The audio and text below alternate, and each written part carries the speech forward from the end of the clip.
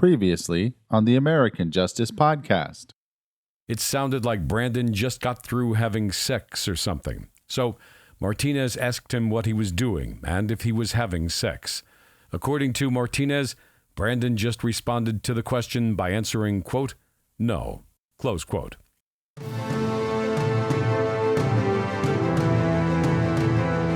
There is an epidemic in America's criminal justice system. The prosecution and conviction of innocent people for crimes they did not commit. Welcome to American Justice. The American Justice Podcast Army works to free men and women wronged by the criminal justice system. It's not only about the innocent who have been imprisoned, but also the victims of the crimes as well. No one deserves justice more than them. And now, here's your host, Scott Pogensey.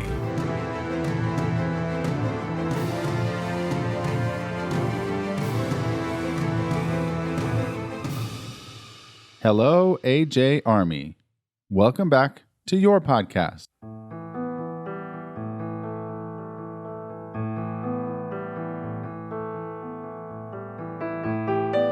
We're knee-deep into the 320-page Ranger Collins investigative report at this point. The information we're going to go over now will give you a good foundation for what we're about to cover at trial. Ranger Collins only worked on this case for about a year before he was transferred to Amarillo and promoted. Apparently, arresting innocent people for crimes they didn't commit pays dividends for your career. All right. So moving on in the report. Ranger Collins requested the family's credit card and cell phone records. He says he found an envelope stuffed under his door at the sheriff's office from Linda Matthews, Norma's sister. It contained Brandon's cut-up credit card, his disorderly conduct court paperwork, and a handwritten note. She wrote, "Russell Looney was the man who was supposed to visit Dennis on the night of the murders for the money owed for the shed. He was the brother to Becky that Dennis worked with." She also added copies of the tributes written for the murdered couple by their children. She stated that Charla's sounded personal, but Brandon had someone else write his. Was he distraught? She was pretty much reaching at this point. But we covered that beforehand and why and how Brandon wrote this tribute to his parents. Personally, I would think that if I was a 19-year-old kid and my parents were just shot and stabbed to death a few days prior, I don't think I'd be able to function, let alone write a tribute. But I guess if I was disassociated from them at that point, I might have an easier time. You know, like Charla did. She didn't have any problems at all, remember? So Linda provided paperwork showing the Woodruffs were in about $300,000 worth of debt. Somehow at this point in the investigation, the grand jury of Hunt County decided to indict Brandon. But on what? Have any of you heard anything up to this point in the podcast to make you think that Brandon was worthy of an indictment? Where is the investigation of Charla, Mike, or now this Russell Looney guy who was supposed to visit the Woodruff family on the night of the murders to discuss some disputed owed money? The fact that Linda was acting as a deputized investigator at this point is just amazing to me. If my nephew was accused of such a crime, I would think that I'd be completely 100% on his side until it was absolutely proven to me without any doubt that he was the one that did it. I wouldn't be the police officer's right-hand man trying to build a case against my nephew based on rumor and speculation. Don't worry. When we get to my wrap-up at the end of the season, I'm going to give you all of my opinions of all of his family members. But I'll wait until then to unleash the beast. Let's just suffice it to say at this point that their actions are absolutely vile. Oh, here's an interesting note in the report. Ranger Collins had bigger fish to fry when compared to interviewing other potential suspects. The Woodruff's debit card had a charge that posted after the murders, but it was a delayed post from a donut shop in Royce City done the morning of the murders. Collins spent a lot of time tracking down the mystery donut charge. Donuts. Who would have thought? I wonder if he had to swing by a few other donut shops just to make sure no one came in there trying to, use a stolen credit card or something. Okay, so at this point in the investigation of Ranger Collins' report, the surviving family members are all brought into the Hunt County Sheriff's Department for the big reveal. He's going to present to them all of the information he's been able to acquire up until this point. Now, as you all know from listening to the podcast, it's not much, if any at all. A bunch of speculation and character assassination, but still, I'm sure the family was willing to listen to just about anything which could bring them some closure of the death of their loved ones. According to the report written by Ranger Collins, everyone was pointing fingers at Brandon Woodruff as the murderer. Well, everyone except Brandon's grandmother, Bonnie. In those murder mystery whodunit movies where everyone in the room thinks that the entire scenario is just one big hoax, but there's always that one person who looks at them all with this big, revealing, "Are you out of your minds or are you just that stupid?" look on their face. That's Bonnie during this meeting. She thought the investigation team should look closer at Charla Woodruff for an explanation. The awesome thing about this request is that Charla was sitting in the room when she said it. Man, to be a fly on that wall that day. How strong do your convictions have to be to point out her version of a suspect while that suspect is standing right next to her? Fearless. No worries, Bonnie. We're right here with you. Bonnie threw caution into the wind and even asked Charla about her activities and her whereabouts the night of the murders. Collins never notates what Charla's response was to the question, but I'm sure it had something to do with home dude or home girl or hell, maybe even the KKK. A fiction artist to the end. The rest of the family immediately shushed Bonnie for thinking outside this irrational box their investigation had been confined to since the beginning and apologized profusely for her outburst. Now, these are Collins's words, and not just me being dramatic. He says the family apologized for Bonnie's behavior. I've had the pleasure and honor of getting to know Bonnie while I've been involved in this case, and I find it very hard to believe that anyone would have the nerve to stand up to her like that.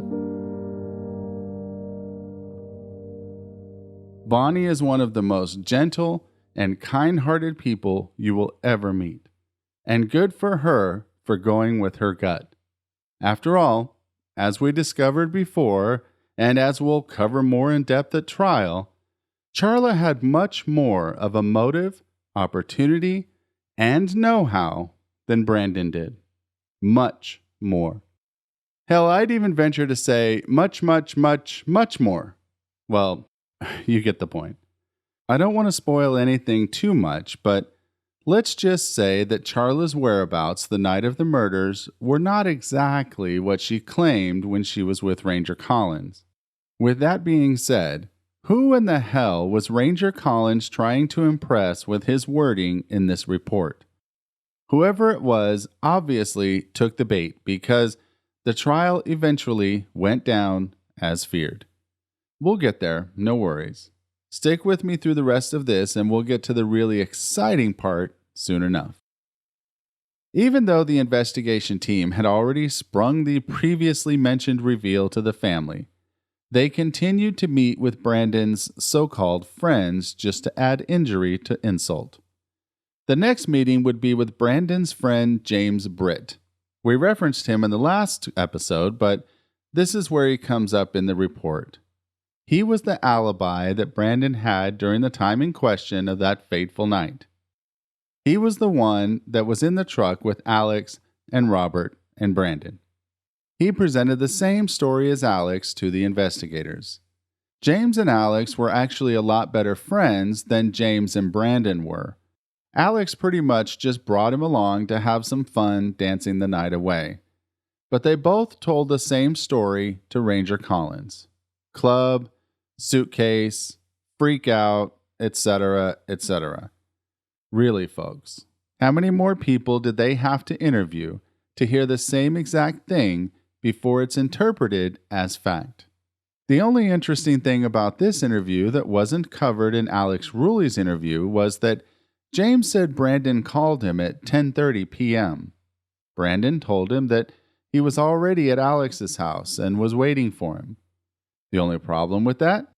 It's now been proven that Brandon didn't get to Alex Ruley's house until almost 11:30 p.m. So there's just one more teenager that's at least an hour off on his times, yet he's never accused of being a cold-blooded killer. I swear, teenagers really need to start wearing watches and writing down where they've been.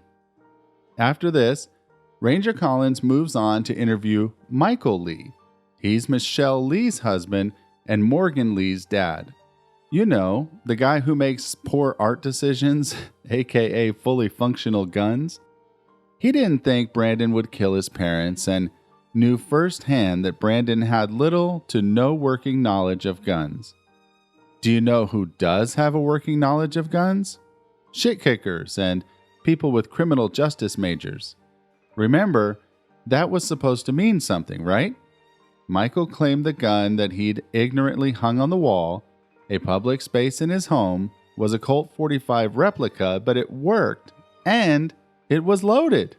The only thing I can think of that would be more asinine than the situation already existing would be if he hung it a few feet lower and opened a babysitting service in the house. Go for the gusto, Michael. There's still time. As irresponsible as this was, during Michael's interview, there wasn't really anything new added that Ranger Collins and now you and I didn't already know. Next up is the interview with Meredith Lee. She is Michael and Michelle Lee's daughter and Morgan's older sister. She claimed that she never liked Brandon and always knew that he was a liar.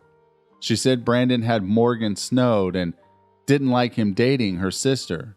She was already a rape crisis counselor or something along those lines and was pretty much forced to dislike men for a living. It's just my opinion, but if that happened to be your chosen profession, would you have any other choice but to dislike Brandon? Would anyone ever be good enough for your own sister? Theoretical inquiry here, but do you think dog catchers like dogs? As of January 2006, the Lee family had all but disappeared from the Ranger Collins radar. He had no luck getting in touch with the Lees to interview Morgan, but when he spoke with Michael, the father, Collins was informed that all statements from Morgan were to be handled through Michelle. Mama had officially taken over. Isn't that the way it's always worked? It did when I was a kid. When Dad screws up one too many times, Mom lays down the law, and there's no questioning her authority. So the question is, why were the Lees protecting Morgan? What possible information came to light after Michelle's initial interview with Ranger Collins that made her believe Morgan could throw a wrench into the whole thing? Were they afraid that she might say something to ensure Brandon's inevitable release? Did this go against their agenda of having him locked away just to keep him away from Morgan?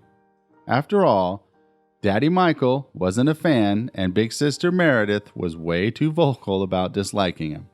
The shitkickers claim that Brandon had both Michelle and Morgan fooled to the point that he could do absolutely nothing wrong in their eyes. Jeez. Meredith, Morgan. See where I'm going with this? No matter how many times he tried to get in touch with Michelle, the newly designated patriarch of the family, she refused to call him back time and time again. There's some other things that have been discovered by the American Justice podcast regarding Morgan Lee's personal life, both before and after Brandon's arrest, but it would just be considered a bashing session at this point. And we're above that, right? right? Okay. We'll just say that she was no angel. But then again, is anyone? Everyone claimed that Brandon lived a double life. He displayed one side while in the presence of his parents and the Lee family, and another when he was with his friends. Remember Eddie Haskell?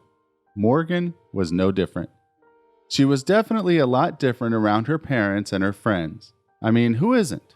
With that being said, why did the shit-kicker character assassination of Brandon mean anything for an arrest warrant?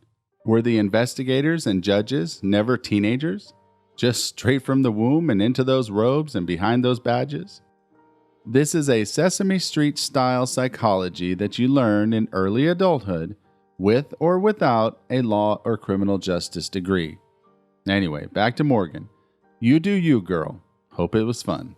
All right, moving on. Finally, the DNA test results came in. Notice an exclamation point at the end of that sentence? Well, don't get too excited. It's just a tease. They showed nothing. In February of 2006, Collins met with a private investigator by the name of Glen Cox. Cox was doing his best to obtain a records release from the Hunt County Sheriff's Department. Collins found this to be strange and writes about this entry in a rather standoffish manner. But why? Is this not a legal procedure? Why was a simple thing like a records request pinging his senses as something to be unprecedented? After all, wasn't Collins a criminal justice major as well? See what I did there? The door swings both ways, people. Cox played his cards close to his chest and only revealed that he had been hired by a member of the Woodruff family. He wouldn't say which one or which ones, but I can tell you from personal experience, it's not easy getting a Freedom of Information Act records request from anyone in Hunt County. Hell, I just had to report the current DA, Noble Walker, to the Attorney General's office to get him to turn over records that I asked for. It's funny how, as soon as they wrote him, he finally turned them over. Oh well, I guess nothing's changed in 15 years. Soon after this, all of the reports begin to roll in. Things like the autopsy report and the crime scene diagram. Keep in mind that this is over 6 months after the murders of Dennis and Norma Woodruff. I mean, why be in a hurry when your number one suspect is rotting away in the Hunt County Jail? Forget what you see on Law and Order and CSI. See? If you don't know that, then you learned something today on the American Justice Podcast. See, podcasts aren't all just a bunch of nonsensical rants and ramblings. Then, Linda Matthews provides Ranger Collins with all of the phone numbers of Charla's college roommates so he can interview them with the same courtesy that he gave Brandon's friends at school. Oddly enough, I don't remember reading anything about these interviews. Could it be that the great Ranger Collins redo Part 2 didn't happen? Perhaps they have one of those mottos like Las Vegas. Whatever happens at Arkansas University stays at Arkansas University. All right. Next up, Charla signs releases for her medical and mental health records. That, my friends, must have been a lot of signing. How many pens did that take? Like 6, 7? Leave your guess in the comments of this episode and we'll go with the median average.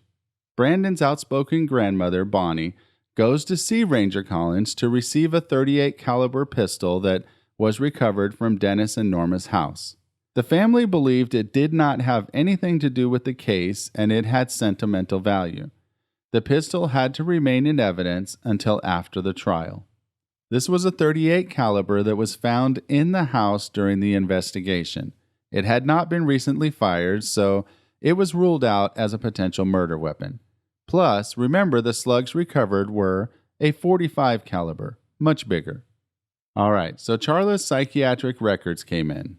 I wonder if it was a FedEx dedicated shipment requiring an entire truck. Okay, I'll stop. Maybe. Anyway, we can talk about what Ranger Collins' report says about the records because they're public record. Oh, what I wouldn't do to get my hands on an actual copy of these documents. That would probably make the handwritten notes that we received from a family member earlier in the season a much better episode. I wonder if Charla would release her medical records to me. I guess it doesn't hurt to ask. Anyway, Ranger Collins' notes reveal multiple bouts with depression and suicidal thoughts. Ah, hell, we already knew that. Damn it. They also stated that she was prone to anger management issues and blackouts. What? Ranger Collins received a call from Dr. Yingling stating that she couldn't release any information without a court order, but said Charla wasn't the only family member that she had treated. Now, wouldn't you all like to know more about this? Well, me too. Guess what? That's correct. We never get to know. Remember, in the mind of Ranger Collins, the suspect that he'd molded to fit this case is safely locked up downstairs in the Hunt County Jail. No need to search for the proverbial needle in a haystack any longer. No need to kick over the rocks. I'm not sure which other family member it was, but I can tell you it was not Brandon. It's possibly Dennis, who knows. Probably should have been Linda. Crazy bat. In May of 2006, Collins met with the defense attorney team to present them with all of the evidence, or lack thereof. I'm sure they were very impressed. I've noted that he doesn't bother to include their reaction to his arrest report like he did with the Woodruff families when Bonnie spoke out against Charla. It would be a waste of time to state the obvious, but since the beginning, it seems as though most of this report was nothing but a complete and total waste of time when compared to that of a professional murder investigator. Then, thanks to the technology of the year 2006, the crime scene and bloodstain analysis and phone records become available. Of course, we all know how that turned out. He received everyone's records, quote, of interest in the case, except for Brandon's calls missing the night of the murders. So convenient. Around that time, Linda Matthews calls stating that she has a bank statement that shows Dennis Woodruff's bank card had been used 15 days after the murders and a week after Brandon's incarceration. Finally, ladies and gentlemen, we have a lead. Like, a real lead. What the hell? 15 days after the murders? Dennis's debit card? Oh my God. Can you imagine what was going through Ranger Collins' mind when he heard this? Because remember, he locked up his main suspect within 6 days. Can you imagine the oh shit moment going through his mind when he heard that it was a charge some 15 days later? God, I wish I could have been a fly on that wall. Okay. Well, don't get too excited. Sorry if I got you all worked up. But when Ranger Collins called the restaurant where the card was charged, the restaurant said that a woman had already called, stating that the location of a receipt could help prove innocence for someone incarcerated for capital murder. The charge came from a restaurant a few blocks away from where Dennis worked. The restaurateur was able to locate a receipt from the Friday before the murders with the name Dennis Woodruff on it, but management claimed it posted 2 weeks later because of an error with their credit card machine. So basically, Dennis was there and charged it on the 14th, but when the restaurant finally fixed their credit card machine 2 weeks later, that's when it actually ran through. Oh man, what a letdown. Oh well. Maybe before we finish this season, we'll have a real lead. I mean, we can always hope, right? All right, moving on. Interestingly enough, Collins pulls the life insurance claims taken out on Dennis and Norma Woodruff. A claim had been taken out by Norma's father to take care of Charla and Brandon in the case of Norma's death. The $85,000 claim had been paid out shortly after their deaths. There were also life insurance policies on both Dennis and Norma through their workplaces. The amounts of these were not revealed, but let's just say that in the end, we all know who was the sole heir to these policies, of course, once Brandon was convicted. Could this be what changed Charla's tune between the interview number 1 and interview number 2? You be the judge. August 6th, 2006. An inmate by the name of William Pardun has told jailer Jesse Smallwood some things about the Brandon Woodruff case and wanted to speak with Ranger Collins. The records showed that Pardun and Woodruff were never in the same cell. Smallwood claimed the jail records were wrong.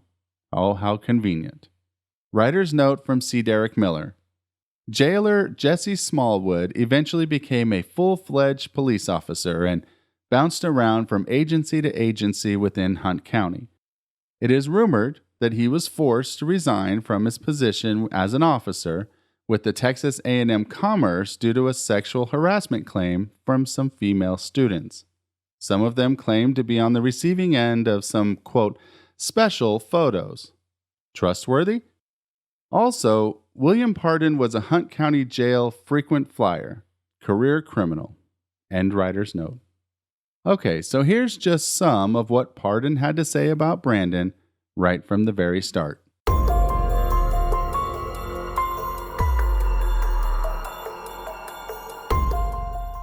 Before you're asked any questions, it's my duty to advise you of your rights and to warn you of the consequences of waiving these rights. You have the right to remain silent and not make any statement at all, and any statement you make may be used against you at your trial.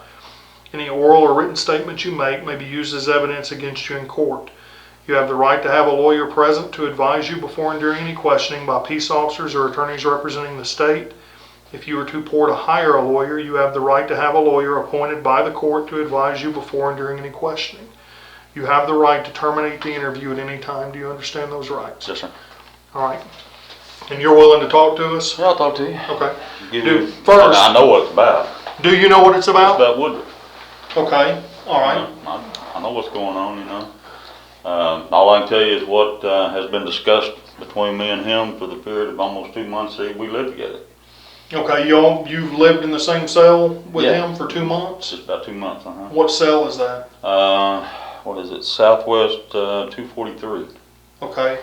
Is that like the medical cell or That something? is a medical cell. Mm-hmm. All right. I was moved out of there. He had me what they call kited out in the jail. He had me kited out. I guess a week ago Friday. And why did he have you? He knew I was getting too close. Okay, so I mean anybody can just ask for you to be removed from the cell? Yeah, he can. Why can he? Because he's got everybody buffalo down there in that jail, especially the guards. Why is that? He puts on a show that he is goody two-shoes with the little homosexual act and scared of everybody and so forth, and then they try to protect him in the jail system down there.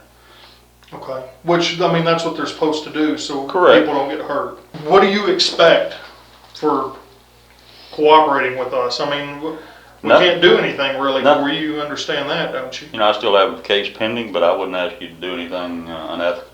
I'm not expecting any favors from you for testimony if I decide to give you testimony. Okay. What I have to offer you may not be nothing. Okay.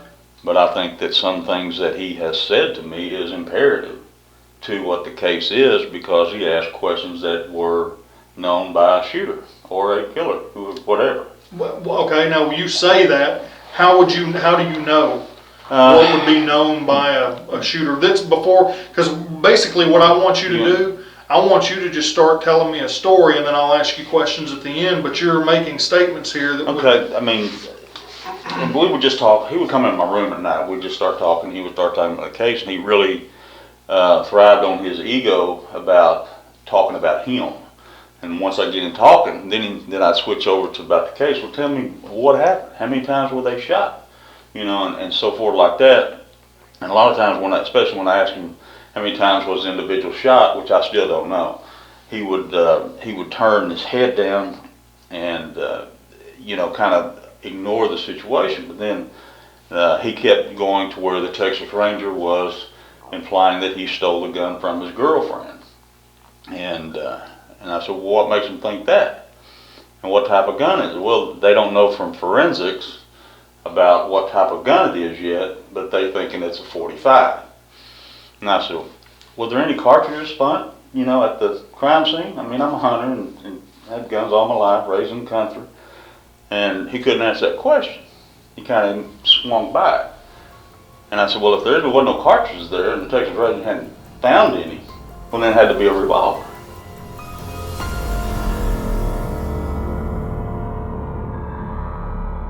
Oh, William Pardun. Wow, what a piece of work. We'll talk a lot more about him at trial when he testifies. But did you notice how he said that he doesn't expect anything from Ranger Collins in return for his testimony?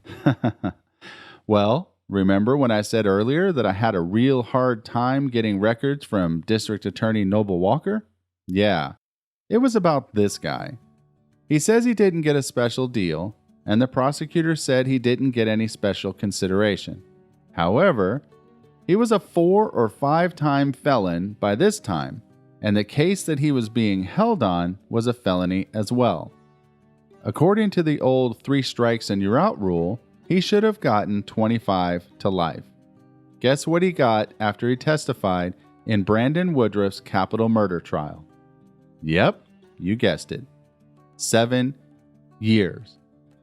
This, ladies and gentlemen, is what we call a Brady violation. Remember that term because we'll talk a lot more about it later on. So at first, Pardun said he thought that he would help Brandon because he wasn't the type of person that would commit a murder. He acted very timid and female, according to the career criminal. Pardun offered up information to Brandon saying that if he was the murderer and he was trying to hide a gun, that he would have thrown it in a lake. Pardun then said that Woodruff questioned whether or not a gun with wooden handles would float if it was thrown in a lake. This is when Pardun became concerned. He said Brandon was a good actor and had violent tendencies when his buttons were pushed. He showed no remorse towards his parents' murders. Did he not consider that someone that was innocent and didn't actually do the crime would not show any remorse? Pardun was also intrigued with Charla Woodruff as a potential suspect as well. This is indeed the most intelligent, non-biased thing that he said. She had no alibi, had violent tendencies, and got upset at Brandon when he mentioned a gun in their home. The one that she attempted suicide with. He said he wasn't scared of Brandon while he was incarcerated, but would be nervous as to what Brandon could do to someone in the free world. Second writer's note from C. Derrick. I love it when he includes these. It was rumored that Brandon was being bullied, sexually assaulted, and threatened. There was a time when Brandon was being forced to sleep under another inmate's bunk as his, quote, bitch. It was rumored that Pardun was one of these inmates doing the bullying, assaulting, and threatening. My experiences with inmate logic leads me to believe this, quote, confession was a revenge tactic. End writer's note. Pardun stated that Brandon had, quote, fucked up by ratting him out and having him moved to another cell. This was payback, plain and simple. Pardun seemed to think that Brandon and Charla worked together in the murder, or that several of Brandon's homosexual friends had something to do with it. Brandon's body language made Pardun believe that Brandon had something to do with it. Body language expert Susan Constantine didn't think so, but jailhouse expert Pardun did. He said Brandon was a bomb ready to go off and holding it all in. He also said that if not for Brandon having him moved out of the cell, he would have been one of Brandon's most vocal supporters. Anyway, Pardun's interview rambles on about many different subjects, but as I said, we'll cover Slick Pardun more in later episodes. Let's just say that after he got the 7 years in this case, he went on and committed more felonies and eventually got a 75-year sentence. I wonder why he couldn't find another capital murder case to testify in at that point. So the next thing we'll cover here is that Ranger Collins received the FBI report back on the forensic analysis of Brandon's and Brandon's mom's pickups. Remember, when Brandon left his parents' house in Royce City, headed to Heath, He was in his own unreliable pickup. Then he switched out his with his mom's at the Heath house so he could take that one to the club and eventually back to school in Abilene. But there wasn't much to say about these reports other than there was no DNA in either truck, even though it was known and accepted that those were the only two vehicles that Brandon drove the night in question. The FBI combed over every inch of both of those trucks and found absolutely nothing. Maybe Brandon was wearing a hazmat suit when he killed his parents and then he stripped out of it on the way out the door. I don't know. Who knows what they were thinking? Okay, so the next thing that Ranger Collins gets is the ballistic report on the bullet fragments that were found at the crime scene and, of course, inside Dennis and Norma. Man, Collins must be licking his chops right now with all this forensic stuff coming back. Surely this will prove that his suspect committed the crimes. Nope, not a chance. The only thing the ballistics report did was saying that the fragments found were all consistent with being fired from the same gun. He did note that there was no metallographic testing done on the bullets. I have never understood this. If you are trying to prove that the missing gun, aka art piece, is the one that fired these bullets, why wouldn't you compare them metallographically with the bullets that the Lees provided you? Wouldn't that make sense? The report even says very plainly that they could not tell what kind of gun these bullet fragments came out of, but they were consistent with a Colt 45, along with a few other types of guns. I mean, really? Maybe C. Derrick was right. Hunt County does need a refund on this investigation. Okay, remember Todd Williams, the friend of the family and the man who discovered Dennis and Norma after their deaths? He contacted Collins wanting to meet in person. Todd said that Brandon wasn't capable of killing his parents and that the investigation needed to focus on the Etherington family. He was worried about Mike contacting the investigators so quickly and sidetracking them with rumors of Brandon's homosexuality. Todd was aware of Brandon's homosexual behavior and stated that most kids change when they go to college. Thank you. Captain Obvious has finally come to the rescue. However, Ranger Collins stated that he went to college and wasn't aware of anyone experimenting with homosexuality. Yeah. Maybe it was just that nobody wanted to have sex with him in college. But even so, back then, they didn't go around flaunting it. I'm sure that most gay guys back when Ranger Collins went to college were scared of giant heterosexual rednecks. However, here's where the interview gets interesting. Here, I'll let Ranger Collins tell you. Ranger Sergeant Collins Investigative Report 22.4 to 22.8. Williams was then asked about Michael Etherington, and Williams described Michael Etherington as a very nice kid who Williams did not believe would have murdered Dennis and Norma Woodruff. However, Williams showed a great deal of concern toward Norma Etherington.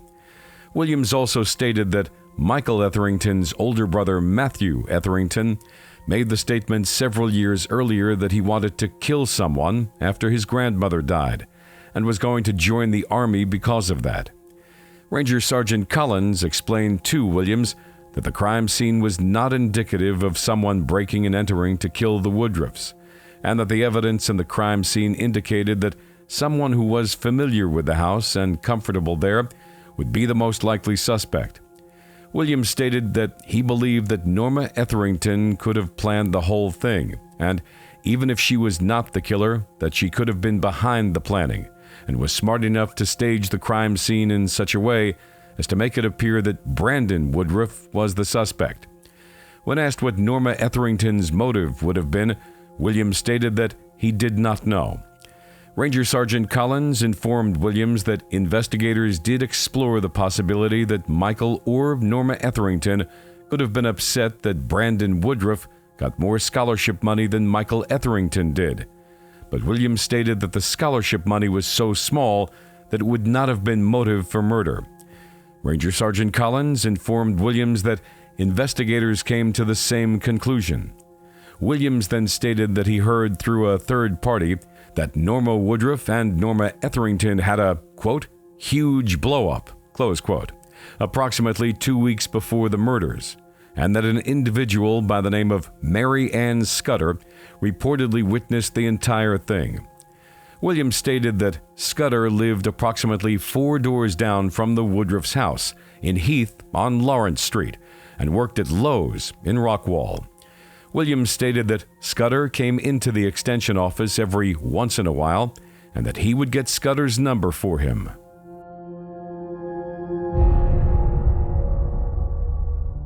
Let me break in to give you a small spoiler in case you were wondering. Ranger Collins never got that number and never followed up on it. Here's why.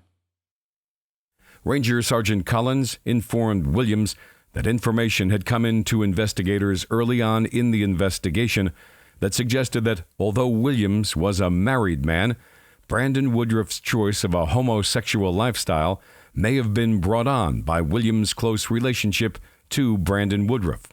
Williams stated that he would be willing to submit to a polygraph examination to prove that he did not have any involvement in the murders of Dennis and Norma Woodruff, and had no type of inappropriate relationship with Brandon Woodruff.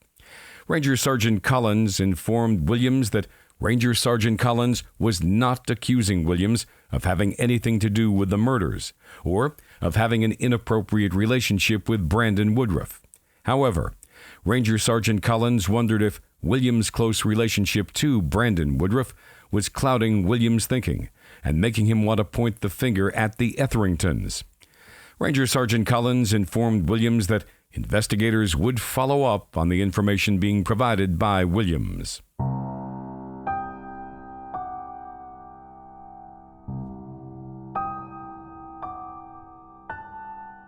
Wow.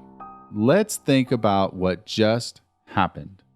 Williams was more concerned with Norma Etherington rather than Mike, but stated that Mike's brother Matt had stated he wanted to kill someone after his own grandmother's death, but went into the army instead. Is that an even trade?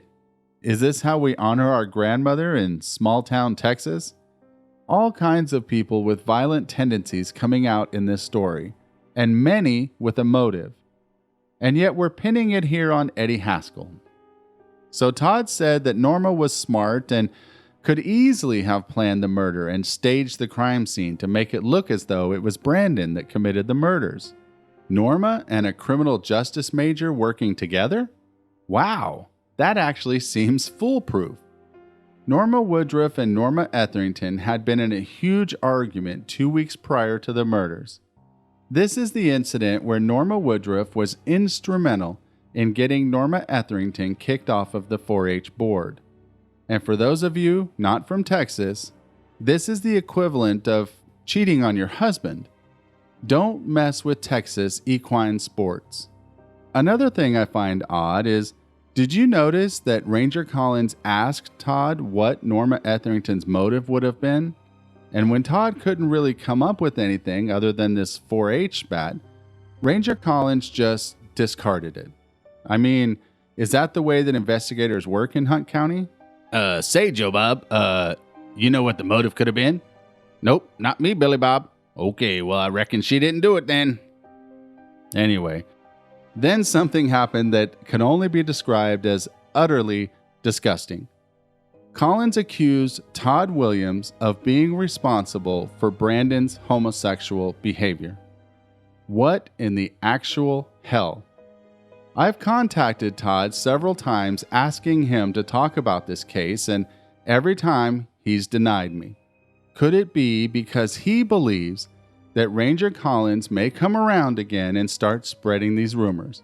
Or could it be that he's just chicken shit? Last time I heard, he was waiting for a divine sign from God. Well, God, if you really want Brandon out, can you strike Todd's house with lightning or something? Maybe that will get his attention and cause him to grow a pair. Small town politics. Ugh. Next, Collins interviewed Charlotte Jackson, a friend of Norma Woodruff's, who claimed that the Woodruff's next-door neighbor's son was a troublemaker and had recently destroyed some of the Woodruff's property. She also informed Collins of a lady from Texarkana who had given the Woodruffs some trouble since they'd evicted her from some property that they owned. She said that Dennis and Norma were great parents. There's not a whole lot to this interview other than that. But now we have two more suspects that never, ever get investigated. Collins made contact with Linda Matthews again and was informed that Brandon was telling family members that the reason that Hunt County District Attorney Duncan Thomas was not overseeing his case personally was because Thomas was on probation for drugs. She was told that Brandon said Thomas was having to wear an ankle bracelet monitor while on probation and was unable to try cases because of it. Linda informed Collins that it had gotten to the point that her mother, Opal Johnston, Brandon's grandmother, no longer wanted to speak to Brandon because of all the wild stories he was coming up with to gain support from family members. Unfortunately, Ms. Johnston has passed away since all of this happened. And now, she died thinking that her grandson was a murderer. If only she was alive today to hear the truth. Collins told Linda that there was no need to be concerned about anybody in the district attorney's office. Oh, don't worry. We will find out soon enough that Brandon had every reason to be concerned with the Hunt County District Attorney's Office.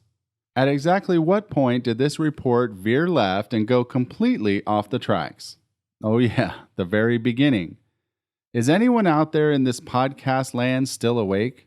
After this entry, Ranger Collins goes bye-bye to Amarillo. Cue the cool voiceover guy. And now, it's time for a patent-pending Scott Pogensy personal opinion. Hey, if Debbie from Plano can have an intro, then why can't I? Okay. So first and foremost, if you've made it to this point, I want to thank you for sticking with me.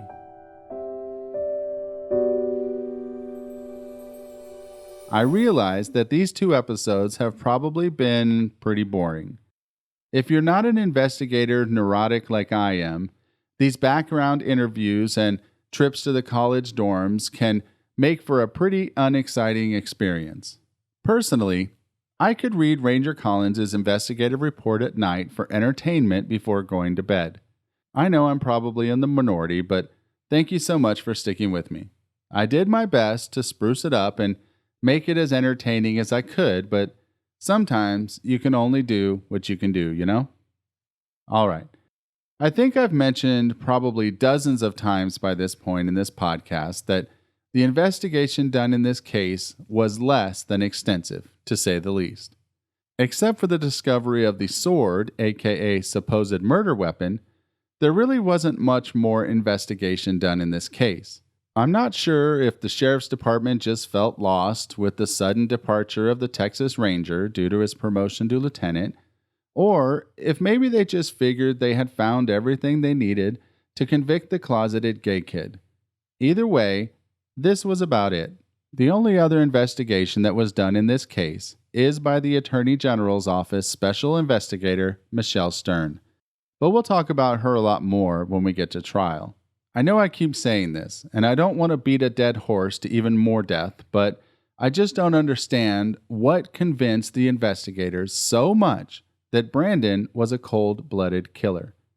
I think I've shown you now that there was no evidence that supported this theory, and the decision to arrest him so quickly was just literally jumping the gun. No pun intended.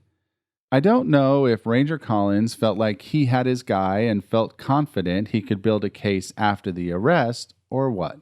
Surely, he didn't feel like the things that he put in the arrest warrant would actually be enough to convict Brandon. I realize it's common practice to arrest someone once you have probable cause and then, of course, continue the investigation. But I'd really like someone, anyone, to tell me what item in the arrest affidavit was actual probable cause. I'm so dumbfounded, I can't even hardly describe it. If you have any ideas, please let me know. I'll be right here. Okay, the last thing that I'll cover is something that really doesn't play into the investigation itself very much. But it is something that I think pretty much sums up this whole investigation in a nutshell. This is taken from an interview that Tommy Granfield did with a woman named Debbie Knight. You probably haven't heard that name before, and don't worry if you haven't. It's because I haven't mentioned her before. She really wasn't anyone to the investigation and did not add anything useful. Debbie was a secretary to one of the assistant principals at Rockwall High School. Also, her daughter dated Dustin Perry, shit kicker number 4. But this was basically just a find out more crazy shit about Brandon session. But eventually in the interview, Debbie calls her daughter up to the office to talk about Brandon. But here's a clip that really talks about what this whole salacious and slanderous investigation is all about. We'll start with Debbie's daughter, and then you should be able to tell who Debbie and Tommy Granfield are. Just listen to how they all laugh when the inevitable F word is uttered.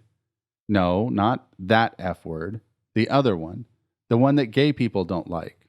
Also, just listen to how the description of that infamous fight between Joe and Brandon went down. If you'll notice, it's nothing like what Joe says it was.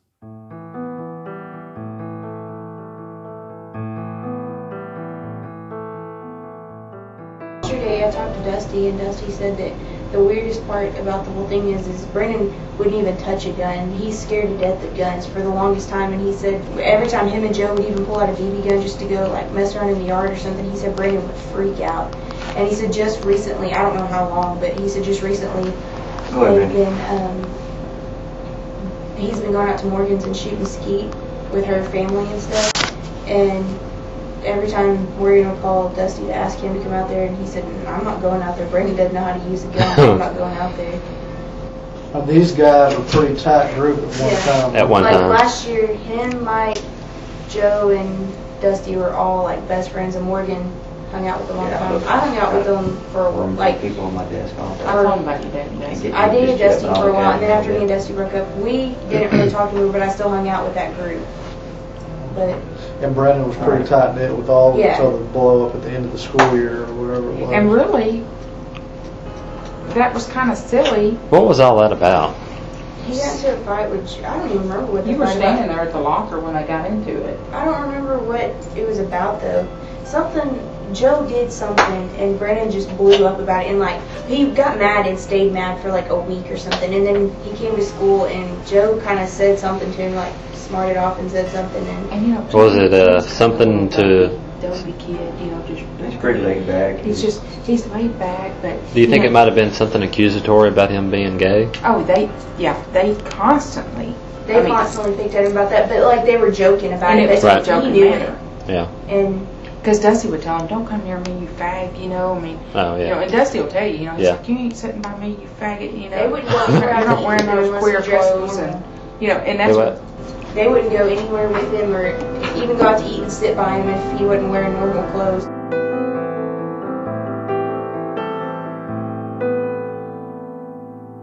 Next week, we're going to cover something a little more fun. Well, not fun for Brandon, but hopefully a little more entertaining for you to listen to than just me droning on about an endless gay witch hunt. We're going to cover the time that the state of Texas violated Brandon's United States constitutional rights. You think your city's police department has no regard for the law? Are you scared that where you live, the DA's office has some corruption in it? Just wait until next week when you hear all about what the Hunt County DA's office did to Brandon. Here's a preview of the fun we'll be having next week. Until then, remember to stay aware, stay strong, and get involved. See you on the Q&A. Take care. Since the state has put us in a position of having to listen to and examine over 50 hours of illegal videotaping between attorney and... Judge, I'm going to object. Let me make my objection, please. Fine. I'm making an objection. Wait until I get through, and then you can address... Judge, that's improper.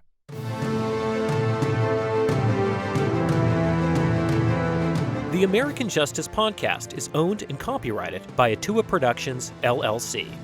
Your host is Scott Pogensey, and your writer is C. Derek Miller. The theme music for the American Justice Podcast has been created and composed by Josh DeRosa.